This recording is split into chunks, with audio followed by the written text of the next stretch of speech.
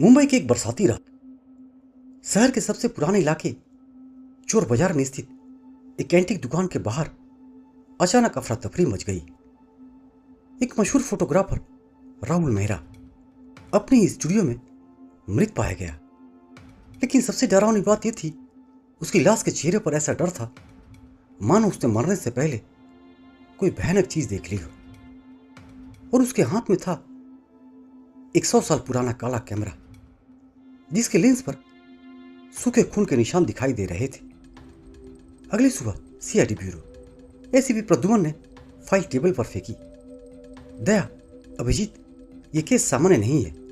मौत heart attack जैसी लग रही है। लेकिन कमरे की दीवारों पर जो तस्वीरें मिली है उन्हें देखकर फॉरेंसिक टीम भी डर गई। अभिजीत ने तस्वीरें उठाई और अचानक उसका चेहरा सख्त हो गया। सर, इन तस्वीरों में जो लोग दिख रहे हैं उनमें से 3 लोग तो 2 साल पहले मर चुके हैं। कमरे में सन्नाटा छा गया। सीआईडी टीम तुरंत राहुल के स्टूडियो पहुंची। पूरा स्टूडियो अंधेरे में डूबा हुआ था। दीवारों पर सैकड़ों पुरानी ब्लैक एंड व्हाइट तस्वीरें टंगी थी। लेकिन हर तस्वीर में लोगों की आंखें पूरी तरह काली दिखाई दे रही थी, जैसे उनकी आत्मा खींच ली गई हो। तभी दया को एक पुरानी डायरी मिली। उसमें लिखा था, ये कैमरा तस्वीर नहीं, आत्मा कैद करता है, और जो भी इससे आखिरी फोटो खींचेगा वो हमेशा के लिए इसके अंदर कैद हो जाएगा। अभिजीत हंस पड़ा। सर, ये सब अंधविश्वास लगता है। लेकिन तभी स्टूडियो की सारी लाइट्स अपने आप बंद हो गई। अब कमरे में पुराने कैमरे का फ्लैश चमका। एक फोटो जमीन पर गिर पड़ी। सीआईडी टीम ने फोटो उठाई और उसे देखते ही सबके होश उड़ गए। उस तस्वीर में दया दिखाई दे रहा था, लेकिन उसके पीछे एक जली हुई औरत खड़ी थी जिसकी आंखें सफेद थी। दया घबरा गया। सर, ये औरत मेरे पीछे भी नहीं थी। अचानक कमरे में किसी औरत की धीमी हंसी गूंज उठी। फॉरेंसिक जांच में पता चला, ये कैमरा 1920 में एक अंग्रेज फोटोग्राफर मिस्टर एडवर्ड का था, जो लोगों को स्प्लिट फोटोग्राफी करता था। लेकिन एक रात उसके पूरे परिवार की बरस में मौत हो गई, और तब से जो भी इस कैमरे से फोटो खींचता है कुछ ही दिनों बाद मर जाता है। सीआईडी की टीम उस एंटीक दुकान के मालिक मोहनलाल तक पहुंची, जो डर के मारे कांप रहा था। साहब, मैंने वो कैमरा राहुल को बेच दिया था, लेकिन मैंने उसे चेतावनी दी थी। उस कैमरे में एडवर्ड की मरी हुई पत्नी की आत्मा है। अभिजीत गुस्से में बोला, बकवास बंद करो। लेकिन तभी दुकान के अंदर रखे सारे पुराने कैमरे अपने आप क्लिप होने लगे, और दुकान के शीशे में सीआईडी टीम को एक औरत का धुंधला चेहरा दिखाई दिया। उस रात सीआईडी टीम कैमरे को एविडेंस रूम में बंद कर देती है। लेकिन रात के ठीक 2 बजे पूरे ब्यूरो की बिजली चली जाती है।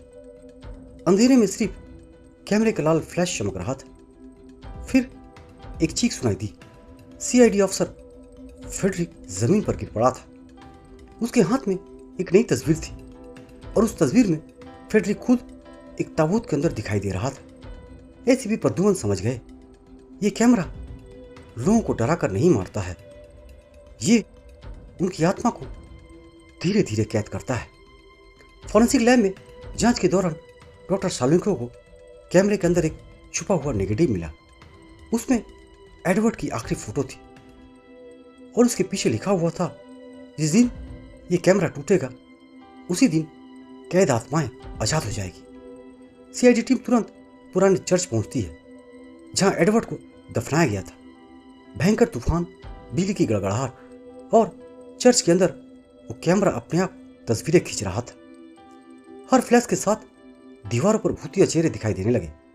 अचानक दया हवा में उछलकर दूर जा गिरा, और कैमरे के लेंस से वही जली हुई औरत बाहर निकलती दिखाई दी।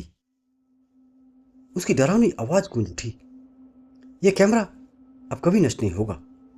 एसीपी प्रद्युमन चिल्लाए, दया, कैमरा तोड़ दो। दया ने लोहे की रॉड उठाई और पूरी ताकत से कैमरे पर वार कर दिया। कैमरा टूटते ही पूरा चर्च हिलने लगा।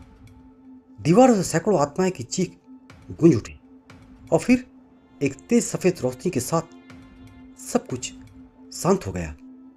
अगली सुबह सीआईडी ब्यूरो में कैमरे के टूटे हुए टुकड़े एविडेंस बॉक्स में बंद थे।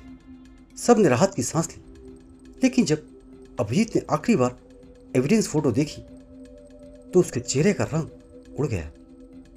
तस्वीर में पूरी सीआईडी टीम खड़ी थी, लेकिन उनके पीछे वही जली हुई औरत मुस्कुरा रही थी और तस्वीर के नीचे खून से लिखा था, मैं अभी भी यहाँ हूँ। दोस्तों, यदि कहानी पसंद आई हो तो वीडियो को लाइक करें, शेयर करें, अपनी राय कमेंट बॉक्स में ज़रूर करें और अधिक मनोरंजन के लिए हमारे इस चैनल को सब्सक्राइब करना ना भूलें। तो मिलते हैं एक नई कहानी के साथ, तब तक के लिए धन्यवाद।